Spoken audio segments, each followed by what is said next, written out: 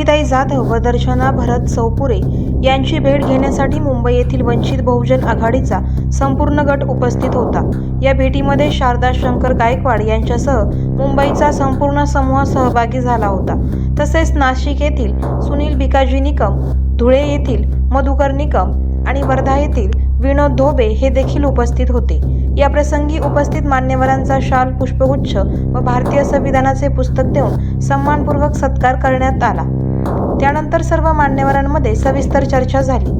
या चर्चेदरम्यान माधवीताई जाधव व दर्शना भरत चौपुरे यांनी त्यांच्यासोबत घडलेली संपूर्ण हकीकत उपस्थितांना समजावून सांगितली। यावेळी त्यांनी स्पष्ट शब्दात सांगितले की या प्रकरणामुळे आमच्या जीवाला धोका निर्माण होऊ शकतो आणि भविष्यात काही अनुचित घटना घडल्यास त्याला प्रशासन पूर्णतः जबाबदार राहील। तरीही आम्ही कोणत्याही दबावाला बळी न पडता घाबरणार नसून सत्य जनतेसमोर मांडत न्यायासाठी लढा सुरूच ठेवणार असल्याचे त्यांनी ठामपणे सांगितले। या भेटीमुळे परिसरात चर्चेला उधाण आले असून संबंधित यंत्रणांनी या प्रकरणाची गंभीर दखल घ्यावी अशी मागणी यावेळी करण्यात आली। जय भीम सगळ्यांना पुन्हा एकदा। आज सदिच्छा भेट द्यायला आले आणि बरं वाटतंय। महत्त्वाचं हे आहे की आपण संविधानिक जगू पाहणारे लोक म्हणजे आता कुठेतरी प्रवाहात येतोय आणि 26 जानेवारीबद्दल त्यांना उत्सुकता आहे। तर मी पहिले पण सांगितलं की 26 जानेवारीच्या दिवशी परेड संचलनासाठी आमचा प्लाटून फॉरेस्टचा त्या दिवशी तिथे उपस्थित होता आणि इतर पण दलाचे जे प्लाटून होते ते पण उपस्थित होते। जवळजवळ 683च्या आसपास तिथे संख्या होती। दरवर्षी सांस्कृतिक कार्यक्रम, चित्ररथ होतात, त्या अनुषंगाने प्रेक्षक, माननीय म्हणजे मान्यवर बरेचसे वेगवेगळ्या क्षेत्रातले सगळे तिथे असतात आणि पालकमंत्र्यांच्या हस्ते तिथे ध्वजारोहण होत असतो आणि त्यानंतर मग परेड निरीक्षण, पालकमंत्र्यांचं भाषण आणि परेड संचलन आणि त्यानंतर वेगवेगळ्या क्षेत्रात वैशिष्ट्यपूर्ण कामगिरी करणारी, निपुणता दाखवणाऱ्या लोकांचे तिथे सत्कार केले जातात। असं ते दरवर्षीचं ते रुटीन असतं। त्याप्रमाणे जेव्हा प्लाटूनमध्ये आम्ही दोघी उभं होतो इतरांबरोबर, तर सावधान नसतं, ते विश्राम असतं, परंतु बिलकुल त्याला हालचाल करायला लागत नसते, अगदी ते म्हणजे बेशिस्त दिसतं। तर त्यावेळेस दरवर्षीप्रमाणे जी भाषणं होतात, पहिल्यांदा आल्या मंत्री महोदय आल्यानंतर पहिले ध्वजारोहण झालं, त्याच्यानंतर परेड निरीक्षण झालं, मग त्यांचं भाषण झालं आणि संचलनाच्या आधी म्हणजे आमचं असं आम्हाला असं जाणवलं होतं की काहीतरी मिसिंग आहे। काहीतरी मिसिंग म्हणजे त्याच्यामध्ये तो संविधानाचा जो दिवस होता तो बाबासाहेबांमुळे प्रजासत्ताक आपण झालो म्हणजे स्वातंत्र्य मिळाल्यानंतर, तर त्या दिवशी बाबासाहेबांचं खूप महत्त्व होतं, जे की माझ्याबरोबर इतर पण तिथे महिलांचा प्लाटून होता, त्यांनी तो युनिफॉर्म घातलेला होता किंवा इतर क्षेत्रामध्ये होतं, हे सगळं संविधानामुळे झालंय। कारण पारतंत्र्यात असताना आपण बघितलेले की एक वेगळी सिस्टीम ह्या देशाला लागू होते, तिथे महिलांना व्यक्ती म्हणून सुद्धा स्वीकारलं जात नव्हतं। म्हणजे आपण जेव्हा पारतंत्र्यातून स्वातंत्र्यात आलो त्यावेळेस एक विचार घेऊन आलो, एक दिशा घेऊन आलो आणि बाबासाहेबांनी हे ओळखलं होतं की ज्या समाजामध्ये महिला ह्या प्रवाहात येतील तो देश नक्कीच प्रगती करेल। आणि त्यांनी त्यांच्या म्हणजे त्यांचा बुद्ध धर्म स्वीकारण्याचा हेतू असेल किंवा संविधान बनवतानाचा एक विचार असेल तर एक मानवतावाद त्यांच्याकडे होता।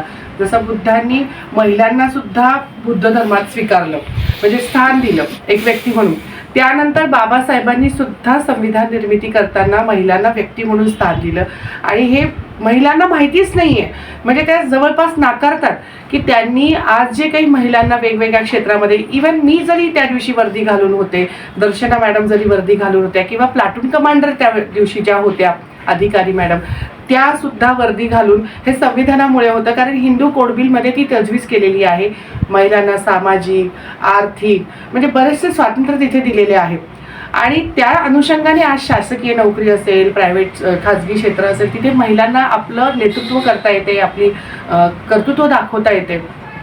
तर म्हणजे मला आणि मॅडमला असं जाणवलं की आज काय मिसिंग आहे, तर हे स्वातंत्र्याची जी आम्हाला हा गोडवा चाखण्याच्या ज्यांनी आमच्यामध्ये हे दिलंय, बळ दिलंय, त्या बाबासाहेबांचं तिथे नाव घेतलं गेलं नव्हतं।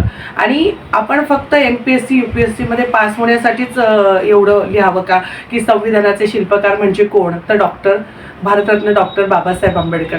म्हणजे आपल्याला ते 4 किंवा 5 मार्क्स मिळाले म्हणजे एवढ्यापुरतेच बाबासाहेब आहेत का? नाही, ते विस्तृत आहे की जो कोणी आज अभ्यास करतोय विस्तृत, त्या प्रत्येक महिलेला माहिती हवं की बाबासाहेबांनी हिंदू कोड बिलसाठी त्यांच्या कायदे मंत्रीपदाचा राजीनामा दिलाय। तो का दिला? कारण त्यावेळेचे जे प्रस्थापित होते ते त्या मानसिक गुलामगिरीतून बाहेर पडलेले नव्हते. त्यांना पण महिला ह्या तेवढ्या कॅपेबल वाटत नव्हत्या. आणि उदाहरणच बघा, स्वातंत्र्य मिळाल्यानंतर जी प्रजासत्ताक उपभोगलं, पंडित नेहरू नंतर ज्या असतील त्या महिला पंतप्रधान इंदिरा गांधी ह्या सुद्धा संविधानामुळेच त्या पदावर आलेल्या होत्या. पण मला असं कोणाचं हे करायचं नाही, मला सांगायचं आहे संविधानाचं महत्त्व, की पारतंत्र्यात राहिलेला देश जेव्हा स्वातंत्र्य होतो तेव्हा त्याची जेव्हा पहाट होते तेव्हा एका पुरुष मंत्रीनंतर जो मान मिळतोय तो एका स्त्रीला मिळतोय, तर तो फक्त संविधानामुळे. हे विसरता येणार नाही. आणि बाबासाहेब पण म्हणतात की इतिहास विसरणारा इतिहास घडू शकत नाही. आणि आमचा इतिहास तो खूप काळाकुट्ट होता. जातीने असेल, जाती व्यवस्थेने असेल, त्याच्यामध्ये आमच्या पूर्वजांनी आणि आम्ही म्हणजे असं तिसरी पिढी खूप इफेक्टिव्ह असते. आणि माझ्या आजोबांनंतर माझ्या आईची आणि मग माझी पिढी ही जास्त स्ट्रॉंग असते असं म्हटले जाते. मग ती वैचारिकदृष्ट्या असेल. सेम तेच माझ्यात त्या दिवशी काहीतरी धुमसत होतं. आणि प्लाटून संचलन झाल्यानंतर आम्ही बाहेर पडलो. बाहेर पडल्यानंतर मला असं वाटलं की पालकमंत्र्यांना आपण एक आर्जवपणे, एक नम्रपणे त्यांना सांगू की तुम्ही ही चूक केली आहे. त्यासाठी रीतसर शोकांतिका त्या दिवशी अशी होती की संचलन झाल्यानंतर जे रथचक्र चालू होते वेगवेगळ्या विभागाचे, तर त्याच्यासाठी ज्या सूत्रसंचलन करणारी व्यक्ती तिथे होती तिने सुद्धा मंत्र्यांकडनं राहिलेली चूक हे केली नव्हती, जी की तिने करायला हवी होती. कुठेतरी बाबासाहेबांचा उद्घोष करायला हवा होता, जयघोष करायला हवा होता. पण ते ठरवल्यासारखं बाबासाहेबांना तिथे येऊ देत नव्हते. म्हणजे तिथे 8वी 9वीची सुद्धा मुलं होती. 8वी 9वीच्या 13-14 वर्षाच्या मुलाला जर या देशाचा इतिहास माहिती नसेल तर तो त्याच्या पुढच्या पिढीपर्यंत तो कसा करणार. आणि मग ह्या लोकांनी खंडन करायला सुरुवात केलेली आहे. बाबासाहेबांचं महत्त्वच नाकारायला त्यांनी हे केलेलं आहे, जे की ते विसरतात की बाबासाहेब विश्वाच्या बाहेर पण गेले. कुठेतरी मी त्यांची लेक, मी त्यांच्या समाजाची एक असणारी, सहन केलेलं माझ्या पूर्वजांनी माझ्यात ते उचंबळून आलं. आणि मग शांततेने त्यांनी जे सांगितले की बुद्धांच्या मार्गानेच, शांततेनेच मी मंत्री महोदयांना त्यांची चूक लक्षात आणून देण्यासाठी ज्या काही सूत्रसंचलन करणाऱ्या मॅडम होत्या त्यांना मी माईक मागितला तिथं की मॅडम प्लीज मला मंत्री महोदयांना त्यांची चूक लक्षात आणून देऊ द्या. तर त्यांनी मला सांगितलं की नाही तुम्ही ते फ्री झाले की हे करा. पण बक्षीस वितरण सोहळा चालू होता आणि दरवर्षीप्रमाणे आम्हाला माहिती आहे की ते काही मिनिटाचा तो कार्यक्रम उरकून ते लागलेच त्यांच्या याच्याकडे रवाना होऊन जातात. आणि Z+ सिक्युरिटीमध्ये 1-2-4 लोकांना फक्त पटापट त्यांना काही म्हणणं मांडायचं असतं, ते अशा घाईमध्ये ते निघून जातात. तर मला माहिती होतं की नंतर असंच होणार आहे. तर मी म्हटलं की त्यांच्या कार्यक्रमाला कुठलंही डिस्टर्ब न होता फक्त त्यांचं अटेन्शन मी इथून की मंत्री महोदय मला तुमच्याशी बोलायचं आहे. आज अशी घटना असताना तुमच्याकडनं आज प्रजासत्ताक दिनाच्या दिवशी बाबासाहेबांचं नाव घ्यायचं तुमच्याकडनं राहिलंय, तर प्लीज मी इथून जयघोष करते, तुमची राहिलेली चूक. इतकं साधं माझं मत होतं. परंतु त्या बाईने पण मला माईक द्यायचं नाकारलं आणि मला महोदयांचं लक्ष माझ्याकडे वेधायचं होतं. लक्ष वेधण्यापेक्षा मला त्यांची चूक लक्षात आणून द्यायची होती. त्यावेळेस मला जेव्हा नाकारलं गेलं त्यावेळेस माझ्यातल्या आतली एक महिला जागृत झाली की जिचा जन्मदाता बाप जरी वेगळा असला तरी खऱ्या अर्थाने इथे तिला सिक्युरिटी देणारा बाप हा बाबासाहेबच आहे. मग तो मी ह्या जातीत आहे म्हणून नाही, सगळ्या जातीच्या महिलांसाठी. मग तेव्हा मला राहवलं नाही आणि मग मी बाबासाहेबांचा जयघोष केला. खूप आतून माझी पूर्ण शक्तीपणाला लावून केलं. आणि लगेचच मला तिथे जे काही महिला कर्मचारी, पोलीस असेल, त्यांनी त्या स्क्वॉडनी येऊन मला पटकन पकडलं आणि आरोपीसारख्या त्या धरून त्या कार्यक्रमापासून मला ओढून घेऊन गेले. आणि नंतर मी जी व्यक्त झाली ते तुम्ही सगळ्यांनी बघितलं. तो माझा आक्रोश जो होता तो माझ्या बरोबरच्या सगळ्यांचं नेतृत्व करणारा होता. तर जयघोष केला आणि काही समजायच्या आत पोलीस मला महिला पोलीस पकडून घेऊन गेले. आणि आश्चर्य म्हणजे जेव्हा मीडियावरती न्यूज आली की गिरीश महाजनांनी दिलगिरी व्यक्त केली, तर ती दिलगिरी व्यक्त करण्यासारखी मी अजून ह्या मतावर ठाम आहे की ती दिलगिरी व्यक्त करण्यासारखी चूक नाहीच आहे. आणि त्याला माफीनाम्याशिवाय पर्याय नाही, आणि तोही लिखित स्वरूपात. कारण ते वक्तव्यच अनवधानाने होणं हेच पचण्यासारखं नाही आहे. कारण मी मागे पण बोलले की एखाद्या लग्नामध्ये जर एखादी शेतकरी कुटुंबातली असो, कलेक्टर असो, बॅरिस्टर असो, तिच्या मुलाच्या लग्नामध्ये ती वरमाई असते आणि तिला त्या दिवशी तो मान दिला गेला पाहिजे. आणि त्या दिवसाच्या त्या कार्यक्रमात आमचे बाबासाहेब हे आमचे वरमाई होते आणि आम्ही ते वर होतो, त्यांचे जे अनुयायी होते आम्ही त्यांचे वर होतो. आणि हे पालकमंत्री असतील किंवा इतर कोणी मंत्री असतील हे आमच्या हाताखाली, म्हणजे इथलेल्या जी जनता आहे त्यांच्या हाताखाली नांदायला येणाऱ्या एक प्रकारच्या ह्या सुना आहेत. जर त्या आमच्या आईला मान देत नाहीये, तर ह्या पुढे ह्यांना नांदवायचं किंवा नाही नांदवायचं हा सर्वस्वी आमचा प्रश्न आहे.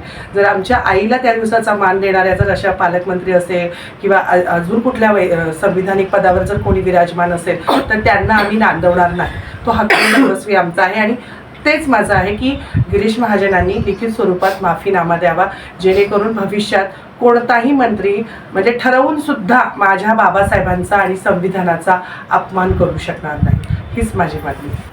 26 जानेवारीच्या दिवशी जे काही घडलं, बाबासाहेबांचं मंत्री महोदयांनी नाव न घेता पुढे कंटिन्यू भाषण केलं. तिथून पुढे आम्ही ताईंनी जयघोष केला आणि तिथून मग ताईंना पोलीस कर्मचारी यांनी पकडून नेलं आणि बाहेर नेलं गेटजवळ. तिथे मी पण त्यांच्या मागेच होते आणि तिथले जे कर्मचारी होते ते माईकजवळ मला समजून सांगत होते की तुम्ही त्या ताईंना समजून सांगा, कारण ताईंचा मुद्दा हा रास्तच होता. त्यांना माझा पूर्णपणे पाठिंबाच होता.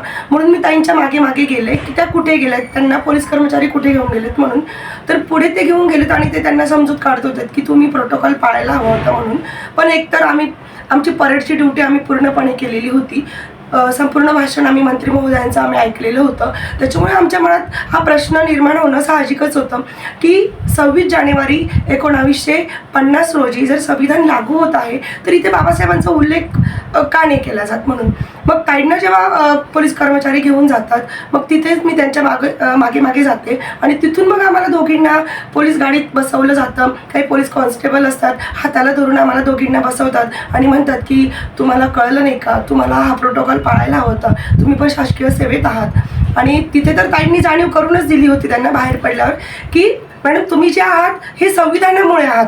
संविधानिक पद तुम्ही जे म्हणजे भूषवताय आज फक्त एकमेव बाबासाहेबांनी लिहिलेलं संविधानामुळे. मग तिथून पुढे आम्हाला पोलीस स्टेशनला नेलं. पोलीस स्टेशनला आम्हाला बाहेर बसवून ठेवलं 1-1.5 तास आणि तिथे आम्हाला कॉन्स्टेबल म्हणत होत्या की तुम्ही हे करताना आधी विचार करायला हवा होता, याचे परिणाम काय होतील हे तुम्ही जाणायला हवे होते, मगच हा पाऊल उचलायला हवा होता. आणि थोड्या वेळानंतर मग आपले समाज बांधव आले, तिथे आम्हाला शोधत आले की ताईंसोबत नक्की काय घडलं म्हणून आणि यांना कसं ट्रीट केलं जातं म्हणून. नाही, आणि त्याच्यात मला एक महत्त्वाचं सांगायचं वाटतंय. ही जेव्हा माझ्या मागे आली त्यांनी तिला असं सांगितलं की तिला समजून सांगा, पण हिने पण कुठले विचार न करता ती डायरेक्ट म्हणाली की त्यांचं म्हणणं तर ऐकून घ्या ना. त्यांनी रितसर माईक मागितला होता आणि त्यांचं म्हणणं आहे की पालकमंत्र्यांकडनं ती चूक झाली आहे आणि त्यांना मी काय समजून सांगणार. उलट ती जे समजून सांगते ते योग्य आहे. म्हणजे योग्य वेळी असं म्हणतात की 1 और 1 11 होते. हे योग्य वेळी स्टँड घेणं पण खूप महत्त्वाचं आहे. आणि मला आनंद हा वाटला की ठीक आहे, तिथे भरपूर पुरुष मंडळी पण होते, सर्व होते, पण तिने पण वरतीचा विचार न करता तिने पण स्टँड घेतला. कारण तिलाही हिंदू कोड बिल असेल, डॉक्टर बाबासाहेब आंबेडकर असेल आणि संविधान असेल, तिला त्याचं महत्त्व कळालेलं होतं. ती मुळातच ती सुजाण होती, जागृत होती, म्हणून तिने मला समजून नाही घातलं. नाही तर तिच्या जागी दुसरी कोण कशाला ताई तुम्ही हे केलं किंवा म्हणजे थोडंसं तिने माघार घेतली असते. पण न करता तिने माझी बाजू किती योग्य आहे हे तिने मांडलं. ह्याचं पण मला खूप कौतुक वाटतं. आता आम्ही 1 और 1 11 झालेलो आहोत. जय जिजाऊ, जय शिवराय, जय ज्योतिबा, जय सावित्री, जय भीम आणि जय संविधान. मी माधवी मनोहर जाधव, मी फॉरेस्ट डिपार्टमेंटमध्ये वनरक्षक म्हणून आहे आणि ही ओळख पण मला संविधानाने दिली आहे. म्हणून एक बाबासाहेबांचं ऋण फेडण्याचा मी माझ्या ह्या कृतीतून म्हणजे दाखवण्याचा प्रयत्न केलेला आहे. जय भीम, जय संविधान. माझं नाव दर्शना भरत चौपुरे. मी म्हणजे गेल्या 14 वर्षापासून वन विभागात कार्यरत आहे. करायचं आहे लाईव्ह कार्यक्रम किंवा आहे कसले आंदोलन, जनसामान्यपर्यंत पोहोचेल आपला हक्काचा आवाज जनतेचा. बातमी व जाहिरातीसाठी संपर्क करा स्क्रीनवर दिलेल्या नंबरवर.